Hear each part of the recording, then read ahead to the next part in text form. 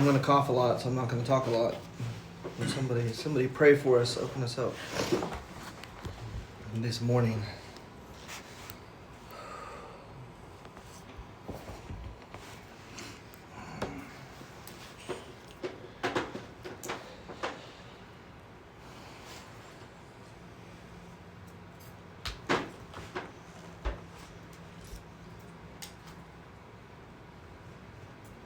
Father, I thank you so much for this day today. I pray that you would be here with us as we learn more about you. I pray that our hearts would be settled and our minds would be open to learn and to ask questions. Father, I pray that you would be with my dad as he teaches and that you would settle his heart and bring peace. Father, I thank you for everything that you are doing. I pray that we would continue to seek after you with our whole hearts. And I pray that you would bless each life here today. I pray these things in your name. Amen. Amen. Thank you, Esther. Oh, the clock just switched from 10:10 to 10:11. Where did we leave off? 15 or 16? 15. Yeah? Some shorties here. Well, because 15, we have to go back to 6.27 if you wanted to do that. Oh, for commentary? Yeah.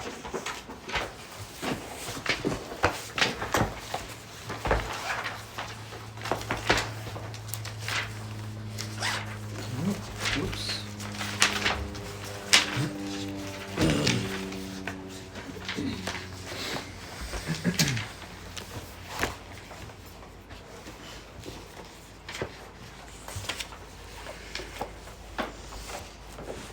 Okay. Benji, if you'll read 627. Elijah, if you'll follow up. 627. Starting with 12:15. Well, It is 6:27. They're the same thing. Oh, The commentary is just on 6.27. got it. I need to do that. Probably the context. Yeah, I would guess so. Because I was wondering, is this like linearly and just repeated or what? It's probably a similar That makes sense. Yeah. conversation. All right. 627. The master said, "Someone who is broadly learned with regard to culture and whose conduct is restrained by the rites can be counted upon to not go astray." And the comments too. Elijah. A person who has been molded by the two main Confucian traditional forms, learning and ritual training, can be relied on to act appropriately. As Drusi comments, when it comes to learning, a gentleman desires broadness, and there is therefore no element of culture that he does not examine. When it comes to self-control, he desires restraint, and his every motion must therefore be in accordance with ritual. Having been disciplined in this way, he will not go against the way. Some commentators believe that it is the learning or culture of the gentleman that must be restrained by the rites, rather than the gentleman himself. But 9:11 supports the first reading. This passage is repeated in 12:15.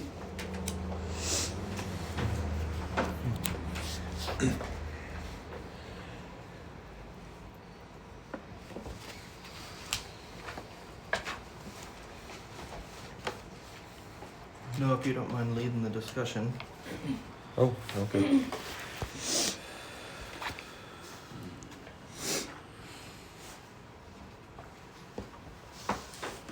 Well, that doesn't mean no one else can That's right. offer observations or ask questions. I don't really remember what the rites are. I think we might have gone over it before. The rites are those specific actions that have to do with ritual. That was actually something we looked at a little bit last week, didn't we?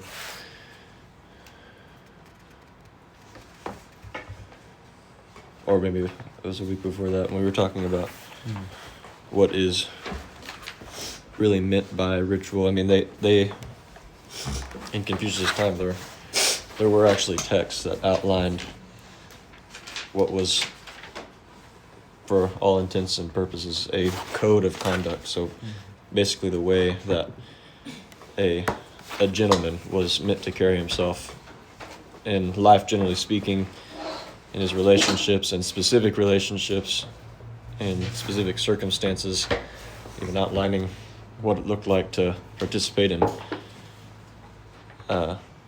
activities that we would actually refer to as very ritualistic, like sacrifices and things like that. But we see a really interesting parallel here with the law that was given by God to the Israelites, right? They're, from an outsider's point of view, it too could come across as an extremely ritualistic thing. So these are all your do's and don'ts, how to go about these very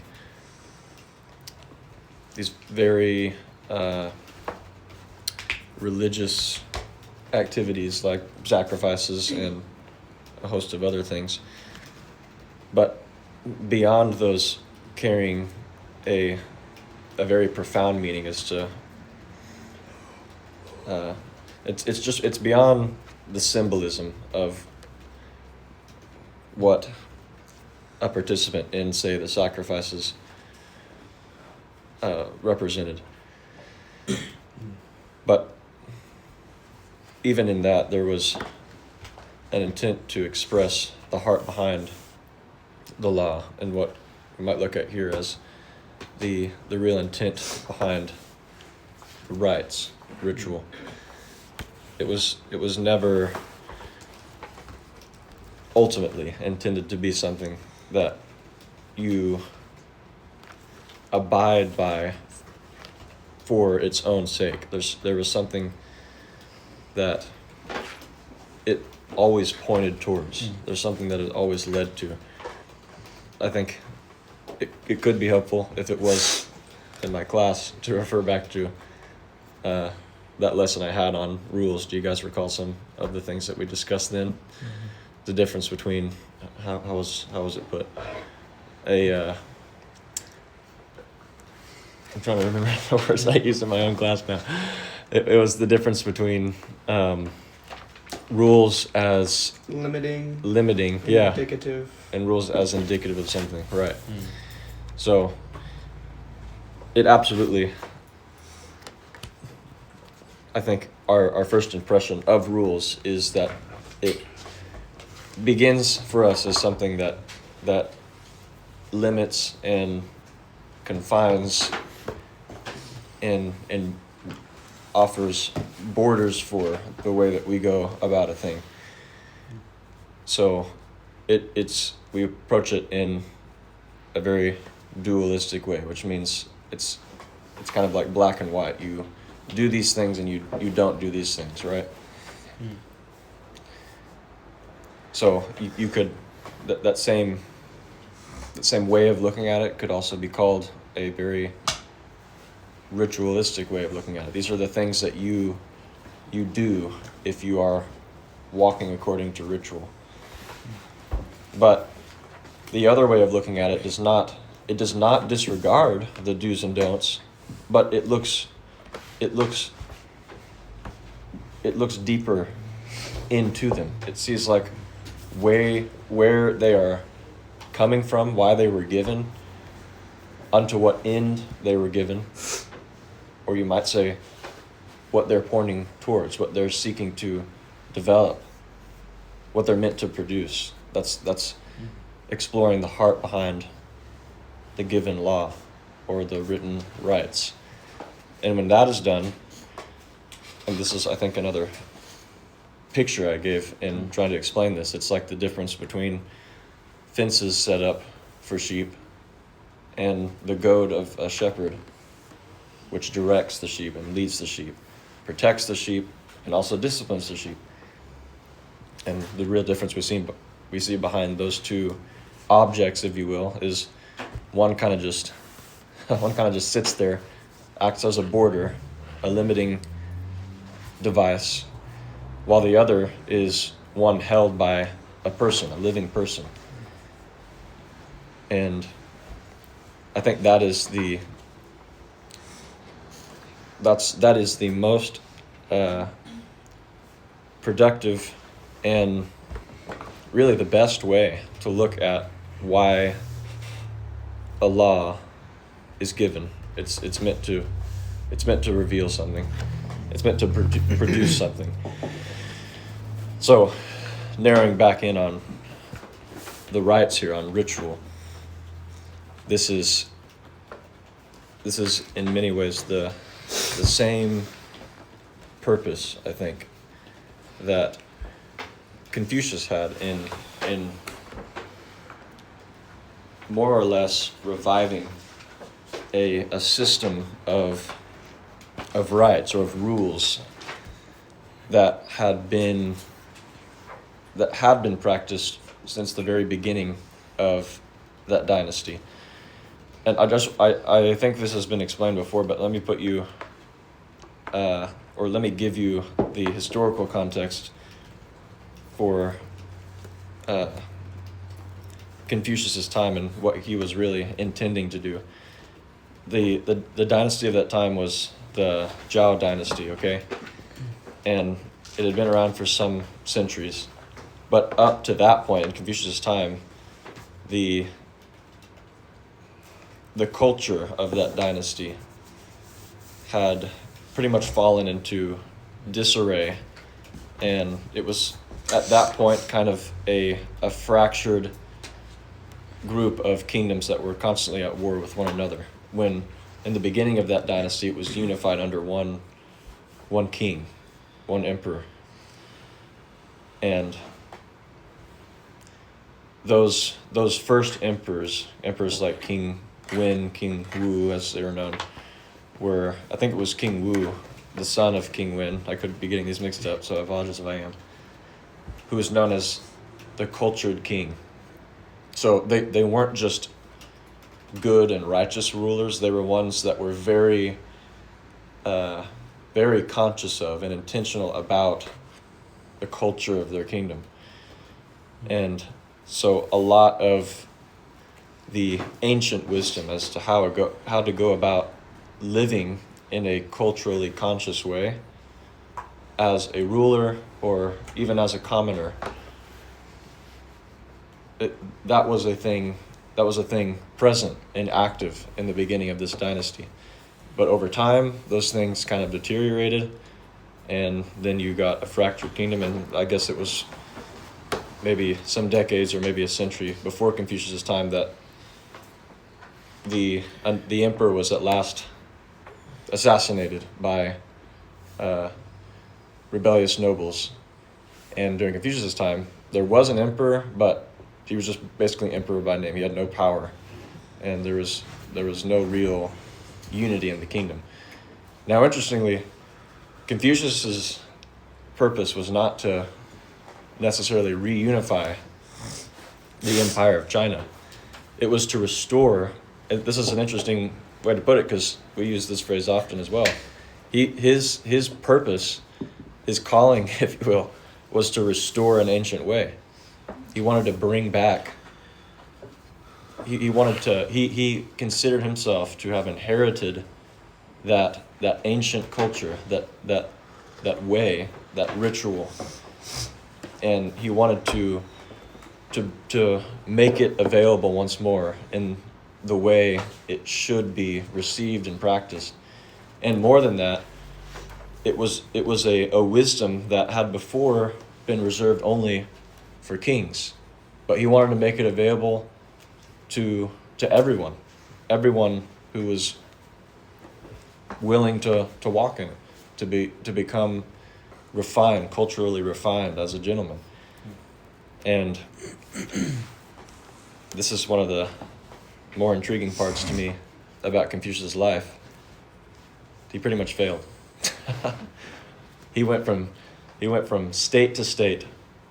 It was like his journey when he was about middle-aged, had some disciples with him, to go from state to ruler, to see if there would be anyone who would practice his way, which Confucius, I doubt, would even have considered it his way, the Confucian way. Confucius himself would admit that what he had received, what he had been ordained for, was given and was ordained by heaven. He literally says that.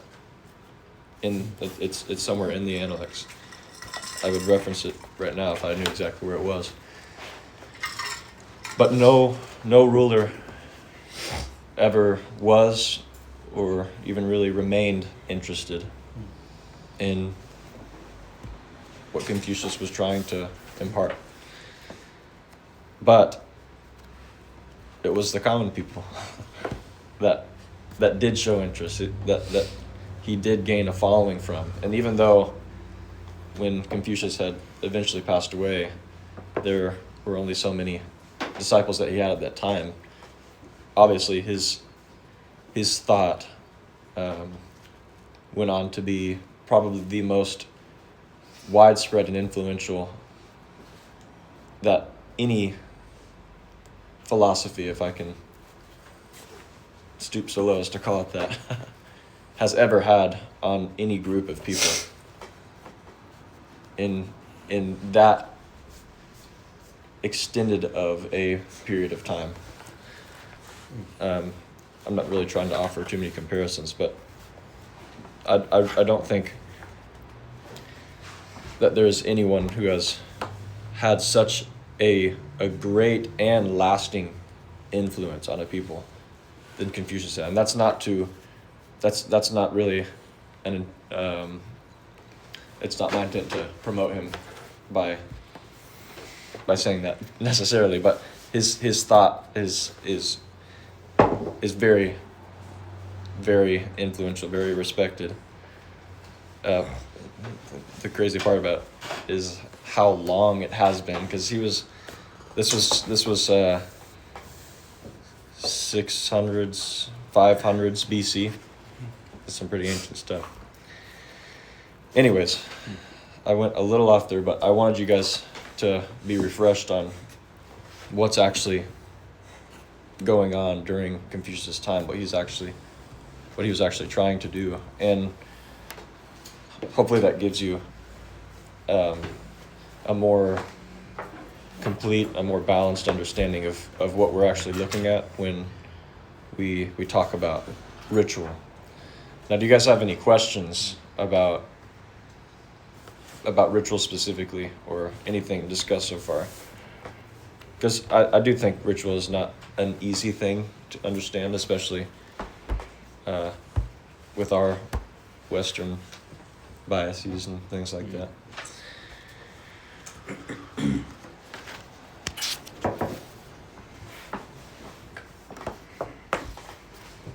We can even bring it back to the Analect we just read. Someone who is broadly learned with regard to culture and whose conduct is restrained by the rites, which we now know has to do with ritual. Be counted upon not I don't have to any astray. specific questions, Sure. but when I read this, I was kind of reminded of some things that have been said in our own community about what's in your heart. I mean, like what it said about when it says, those who, just the Analect itself, can be counted upon not to go astray. And I think in that way, when we have not fully understood, but become a part of a way of life, and in a sense of ritual or rites, kind of secured in our own heart, and in our life context, that is living as a son and living unto the Lord. As much as we may have still have a lot of shortcomings in life and whatever, our hearts are still in this way, this maybe ritual, you could say, and it's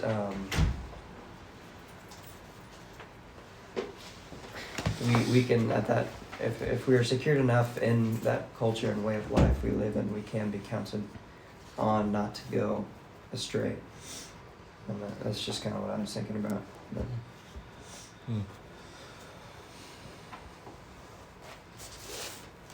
So I think it would be important for us to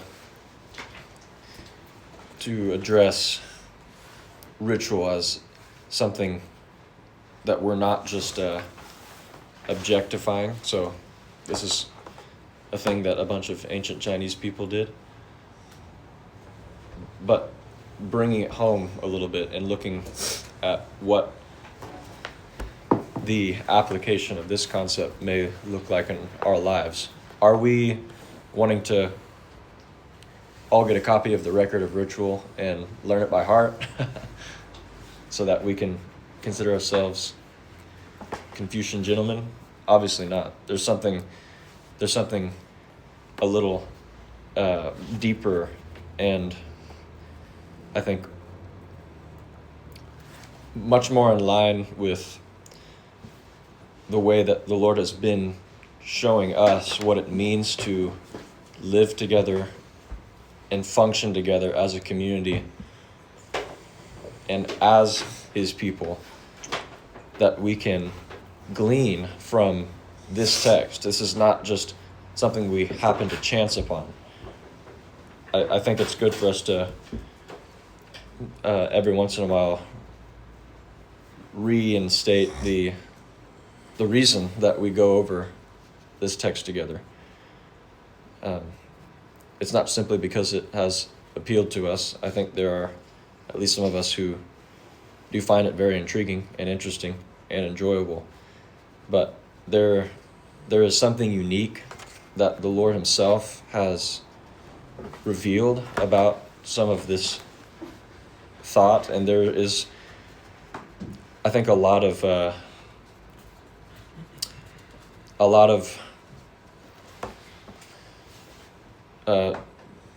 presumption and if I can term it as these Western mental obstacles and debris that we need to get rid of in order to see the enlightened aspect of this man's thought, Confucius.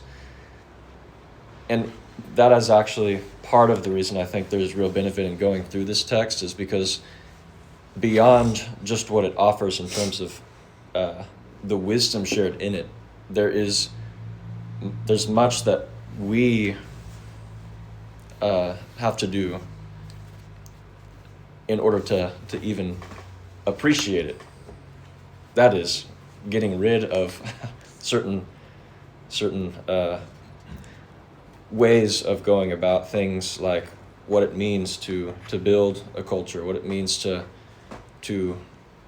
use the words in the text, to rectify relationships between father and son, friend and friend, teacher and student, things like that. Because we have been taught what those things mean by simply living in the culture that we were born into. So there's a lot of unraveling, I would say necessary unraveling, that looking at a text like this enables us to participate in. But beyond that, there are some very, very meaningful things that, and I would say for anyone that would ever be concerned about this, things that I would never consider to be extra biblical or as something that I think should be appended with the scriptures or anything like that. All of these things can, in many ways, serve as, I would not say an enhancement to the scriptures, but an enhancement to how we go about applying cultural and relational truth and principles in our lives. Because here was a man who I will readily and confidently say was divinely inspired and moved to do what he did, and further devoted his entire life to it. And this is what has been handed down, and I believe there's a lot of benefit in not just reading through it, but going through it together in the way that we are. Again, this is not a thing we have assigned for anyone to go and read by themselves, but this is a thing that has served as like a platform for meaningful conversation. So this is another way in which it is very different from the way that we would go about the scriptures, say. The scriptures are not a thing that we go over merely for the sake of provoking conversation. Not that it can't do that, but the scriptures have in many ways, they are something that direct and serve as the framework for, and often very confirming or illuminating ways for things that the Lord, that His Spirit teaches us actively, one to another, personally, or in times of teaching. This is not a text that we go over in the same way. This is something that is a means of inspiring discussion that very few, if any, Western books, and no, I do not put the Bible amongst those, but Western books have been able to do, because there really has, I don't think, been any substantial or well-recorded attempt in any Western society to do what Confucius set out to do here. And so, to me, this is a kind of treasure. It's something that I deeply appreciate and have really enjoyed going over for the few years that I have. And so, taking a few steps back, when we look at something like ritual, we first have to get rid of the Western understanding of what that means. So there's a bit of the unraveling that I was talking about. And further, though we are not approaching it as an ancient Chinese Confucian gentleman would go about it in the historical setting in which he would, what things about it, like what we have discussed so far, would apply to your life, and how would they do so? That's where I want you guys to come in and just offer your insight there, offer your thoughts there, or ask questions about it. Again, we're not trying to figure out how we can do things in a Confucian way. That's completely besides the point. What has been inspired through these thoughts in you regarding your behavior as a person? Thinking about your behavior and how you relate to people and engage a community is not Confucian. I mean, yes, those are things that Confucius sought to teach and to refine in those who were interested in it. But by asking those kind of questions, it's not a thing that we're entitling as a Confucian thing. This is just something that we want to learn and grow in. So engage in it that way. Again, that's how we treat this, as like a platform of discussion.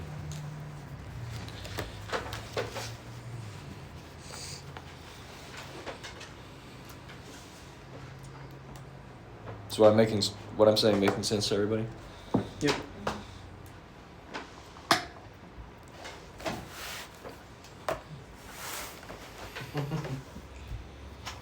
No other input? No other comments? That's something me and Andy were talking about yesterday, even with just how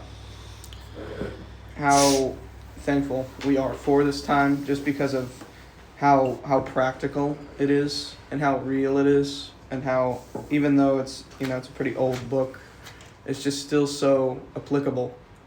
I mean, even with I've seen a continual theme of the Lord using this book and this time to highlight things that I am currently going through or have already gone through, and kind of looking back on it.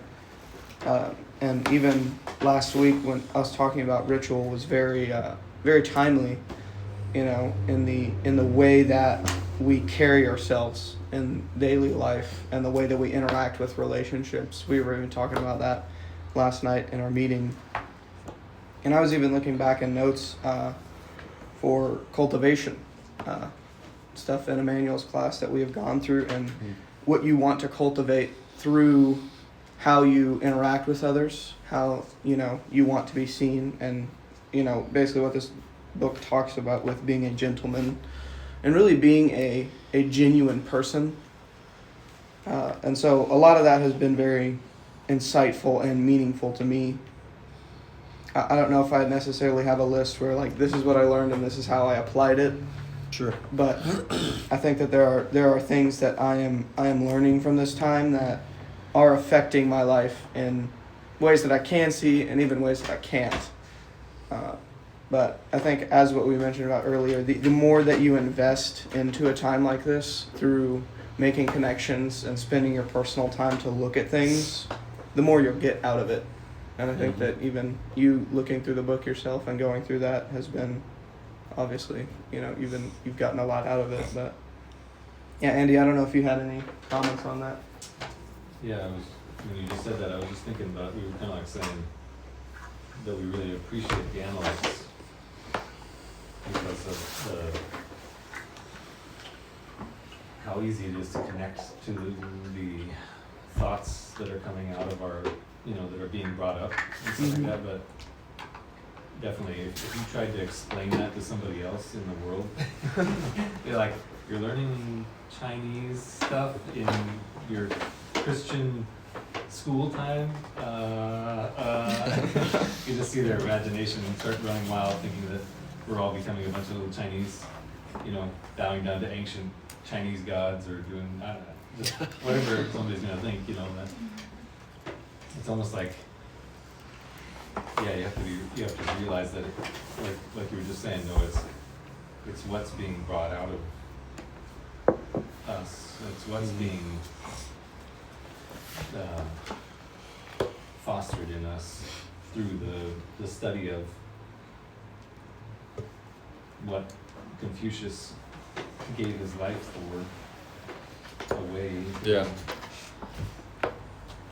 Not to be confused with just mimicking his way, but that's it's hard to separate. It's hard to. Well, like Noah said, Confucius wasn't practicing Confucianism. Yeah. He had gleaned from the fruitfulness of other people's way of life, and in some senses had consolidated in his own mind through their example a way of life that could find fruitfulness in any situation in life. And so, he wanted that, if possible, to be something that developed in leadership as exemplary to the rest of the people. So he made himself available to those to see if that was a possibility. And, he had limited success and influence as it relates to that. For us, as Noah said, we really need to see this. These are not points that you memorize. That you observe how this wisdom of life is actualized in the various aspects of life or situations in life. So some of these things are explained through the character traits of some of his disciples or other leaders. Some of them are discerned or observed through an account of a circumstance. Others are observed through how certain decisions were made on a governmental level and what the impacts of those would be. None of those are rules. It's that there's an observation of what does this produce when you do this. So, the truth that God has given, which is very well laid out and even exemplified in the scriptures, through this kind of conversation and observation of how it works in real life with people, with leadership, with various situations, with various character qualities, gives you some context in the mind to better develop in your own thought, in your inner man, how that might play out, that same wisdom might play out in your life. And so it's helpful to remember some of the conversations, the Analects, because they will give some bearing on how decisions were made. And I think that the main emphasis then is not on what the actual decision was, but how it was made.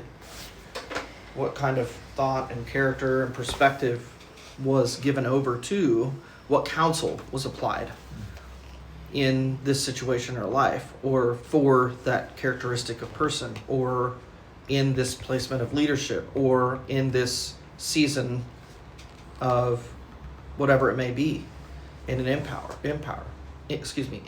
Are you in war? Are you in famine? Are you in plenty? All those things there's a different way for this ancient wisdom to be applied. There's not a set of rules and formats that you just follow and simply do something. Then that would be to narrow down, and that's what many people have done with any good leader or wise thinker or whatever it is they try to encapsulate the thought into a few major points and memorize that and put it into practice, but that's not at all what's being promoted. I think that these are really beneficial. One, because our conversation we should use these as fodder for conversation, fuel for the fire. How do we think about this in the context of our life? What our lives will be, what our lives are, what they have been, and the way that we think now versus how we thought before, and how we might grow and mature in the way that we think and act in the days ahead. And this gives us some context by which to unfold some of that through conversation and thought.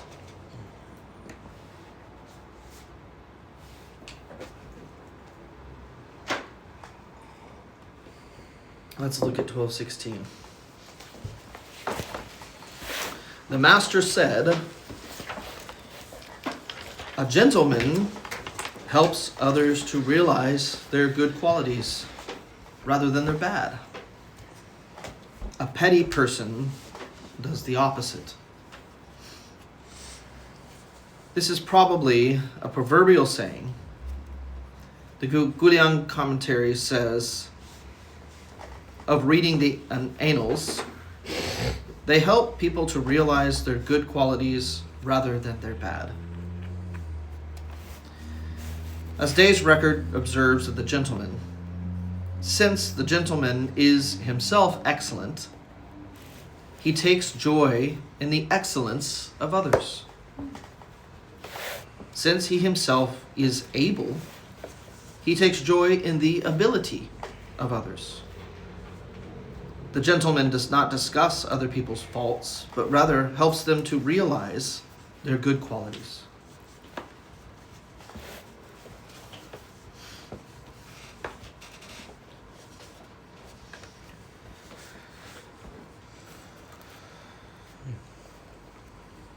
It's similar to what you were mentioning last night, Isaac, but I'm not quite sure how it coincides with the conclusion. With speaking into one another's life. Yeah.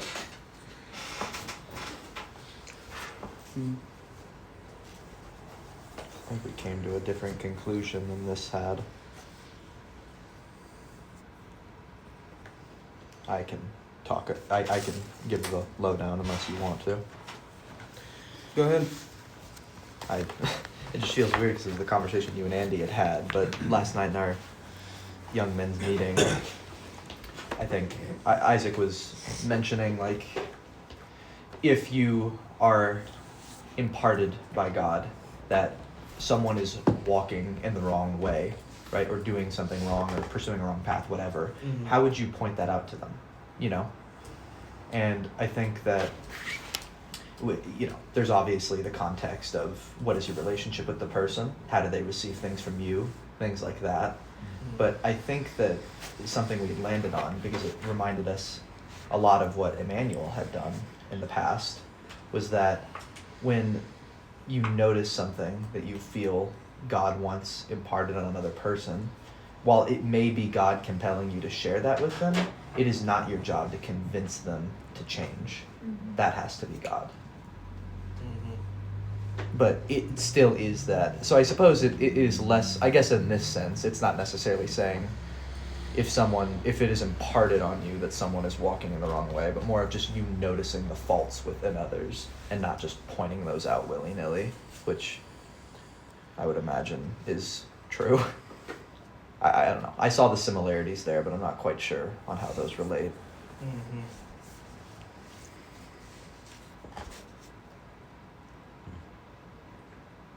Maybe you two would be able to say better since y'all actually had the conversation. I just heard what you told me.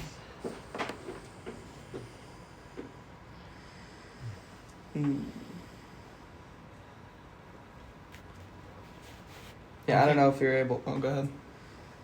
Go ahead. I was just talking to Andy. I don't know if you're able to make any connections between kind of what we talked about last week in our poetry, or yesterday in our poetry meeting, just with something that had already been on your heart, and it was again brought up in our meeting last night with the young brothers too. Just in regards to not only the position that you have and us in this community to speak into each other's life, but what does being obedient to the Lord look like in that?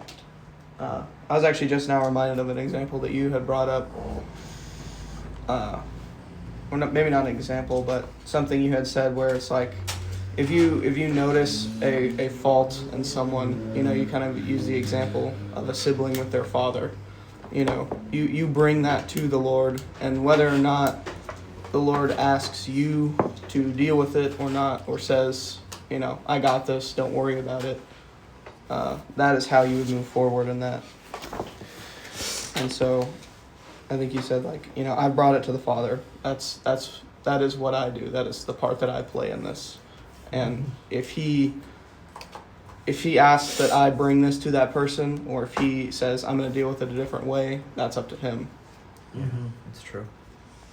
I think that the perspective that you guys are having is a little too narrow on what's actually being communicated in this particular Analect. In that being, you've kind of drawn this down to faults, personal faults, and you know this is a little broader. It's a little bit of a broader perspective and application on one's life. So, what are the faults? And here's why I'm saying that. Faults are, here's what you did wrong in this situation, right? And that needs to be corrected, or that needs to be, you know, that needs to be seen so that it can be changed, right? And that may be indicative of something deeper in that person, but you know, this is not necessarily pointing at their faults, right? So like a very surface level example of this would be, you know, let's look at this in the context of if they're good qualities rather than they're bad. Okay, let's say that that in a certain mind, it is a good quality for someone to be wealthy and employed. That's not something that they're doing wrong, right? But it's something that may not be considered of the right quality for something that could be called exemplary. And so, like let's think back of another Analect where the disciples, where Confucius makes a remark about Zulu's music. Remember that? And he says, he hasn't really learned the refinement of the South or whichever, I don't remember who comes from where. But there was a big differentiation between the refinement of one music style versus the other, and those who follow Confucius and came from where he was were more used to the more refined style, and not the what seemed to be a little bit more harsh and mechanical style of the other region. So this, in the practice of ritual, would have been considered to be a not a good quality. That's a bad quality, right? And so they gave Zulu a hard time over that. And actually, Confucius was saying what he did in almost in essence to draw out their negativity, their lack of this, their pettiness, in a sense. Because what they were unable to see, which Confucius then explained to them, was he's actually doing really well. And so what's he looking at? He's looking at the better quality, the excellent part of Zulu's application, self-application to excellent things. So he's drawing out the good quality rather than saying, here's the bad quality. Does that make sense? I understand. Can you see how that's different than fault finding? Yes. Because I understand there was what you're saying. there was a thought that there was a disparity between this and what the previous discussion was. Because of the it's a way that it's presented misperception. in the Bible. Yeah. So the scriptures do indicate that if you are offended by another, that there should be some sort of reconciliation process that takes place. That's in honesty and straightforwardness, and I think that is dealing again with situational, personal offenses and faults. So that there's a way for the people of God to learn how to resolve their differences. And so those things should be done. There's also another scriptural reference that says, there are some things that you should, in a sense, confront another brother about in order to spare their life. Because there are sins that lead to death, and you should come, if they're living in such a way that leads them to this place of death in their life, then, you should let them. It's not just, hey, by the way, you're about to step off a cliff. It's, hey, this is the wrong way. This is going to produce a lot of bad fruit in your life, and that is something good that are brothers. So there's another proverb that says that a strike from a brother, from a friend, is better than a soothing word, from someone else. And I think that's more in line with what we were talking Right. about. Yeah. And so those things remain the same, But they're and different. There's a loose connection here. Obviously. This is more about the way that we view. I think that example that I gave about Zulu and the other disciples is a pretty decent example to try and convey the principle that's being drawn out here.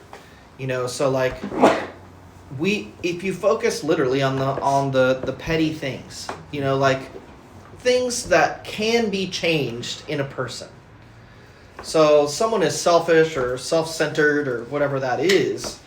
Well, that's not one of their more excellent qualities, right? But there are other things that are going on in their life that we can draw ahead that enable them to become a better person through the practice of the things that are good in them, so that they can supersede or overcome or grow and mature beyond what lacks excellency in them. And the gentleman has had to learn to overcome that in himself. And so if he is a true gentleman, then he is able to endear and not just like this awkward, focus that you could focus on a good quality so much that it becomes obvious that you're just trying to avoid the thing that is lacking, right? You can do things in a very obvious way. But that's not the point. If anything that is done in this way without sincerity is not true. And so the true gentleman does what he does, not because he thinks he can make somebody better, but because he would desire, truly, it would be his joy. That's what's expressed here.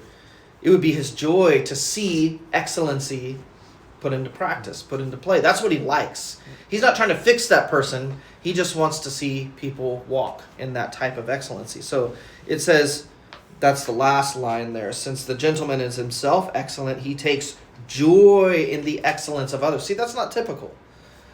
Typically, we compete or compare excellency. My excellency is better than yours. It's actually not part of the thought process at all. It's, I love excellency. No matter who or where it comes from, I recognize it for what it is, and that's good. That's good. He likes that. And since he himself is able, he appreciates ability. Not my ability against yours, not I have more skill, I have more knowledge, I have more wisdom, but because I am a capable person, then I want to take joy in your capability as well, because capability, produces excellence. And so there are this is a mutual building of the good qualities in life. And so I think the word false was brought here, but I don't know that that's the necessarily the definition for that particular term in this context. He doesn't discuss other people's faults, but rather helps them to realize their. In other words, I don't think that you would find the gentleman either talking to others about a personal fault. Who would he take that to? To the person, right? And so the relationship governs that conversation. That's more of how I was trying to relate it to what Isaac was talking about. Yeah. That's where I saw a similarity. Mm-hmm. I want to mention there is like a central thought in Mencius's interpretation of Confucius's word. I may have mentioned the sprouts before, but without going into too much of an explanation, Mencius would say that there is goodness in a man that has and in a sense will always be there. He refers to those qualities as the sprouts. In fact, he goes on to mention there being 4 particular sprouts. I couldn't tell you what those are, but that's a little bit besides the point. What I mean to say is that recognizing that there is goodness, or that there is the potential for goodness in every man, is a new way to go about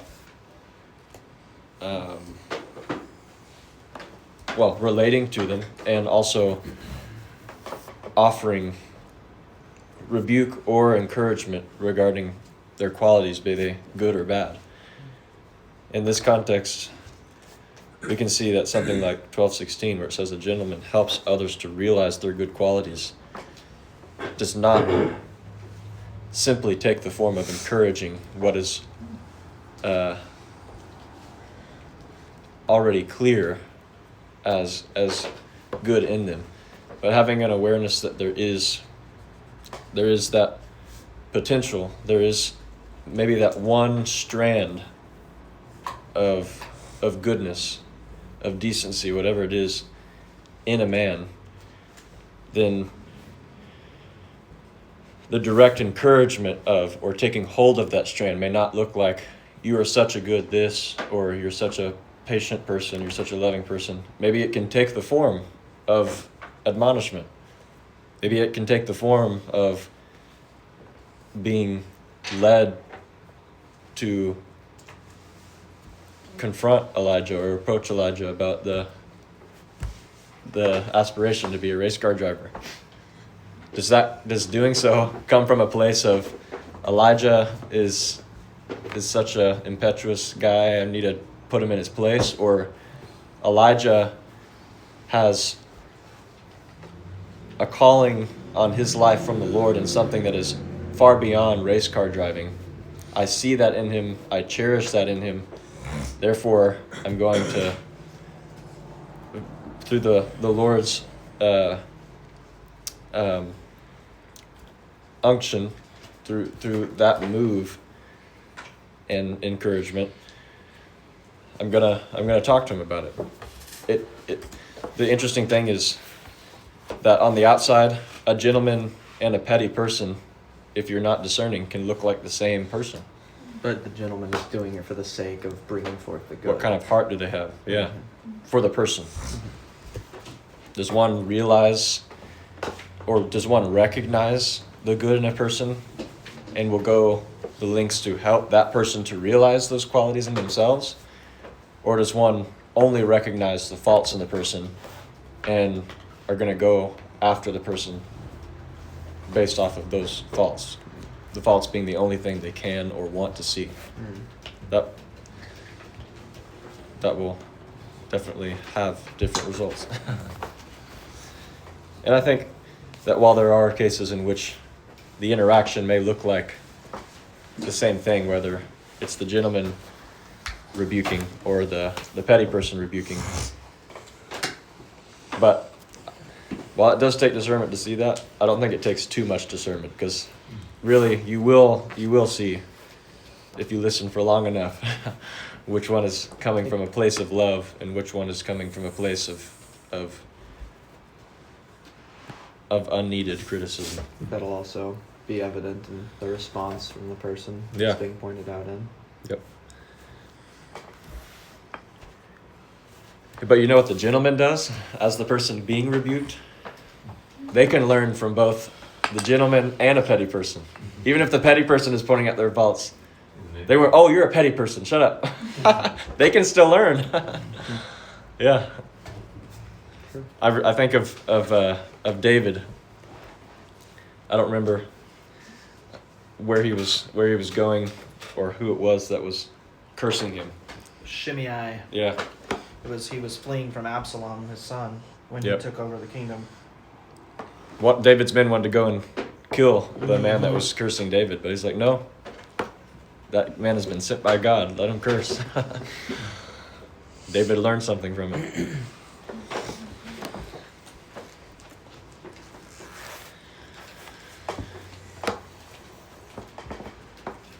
your phone stuck in time? It's not. Oh, it's okay. 11:07. I was gonna say, it is not 10:54. That's really late. Why does your phone just not do the time?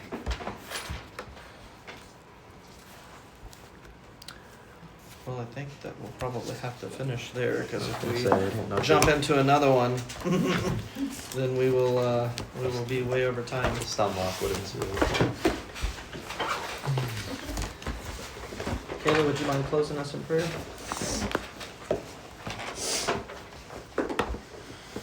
Father, we thank you so much for this time that we get to be here amongst your people. I just continue to pray that we would ask you to cultivate our hearts in coming before you and in coming before each other, and that we wouldn't bring our wrong ways of thinking and our selfish thoughts and motives here. Lord, I thank you for Noah and Tim, who are helping us understand. I pray that we would be able to really get to know them in the way that they teach and cultivate a mindset towards them in an unfamiliar way. I do pray for Tim's trip that he's going on, and that you would be with him in such a difficult and beautiful time. I just pray that you would be with him during this week on his flight there and back, and that you would be present in his mind. Amen. Amen. Amen.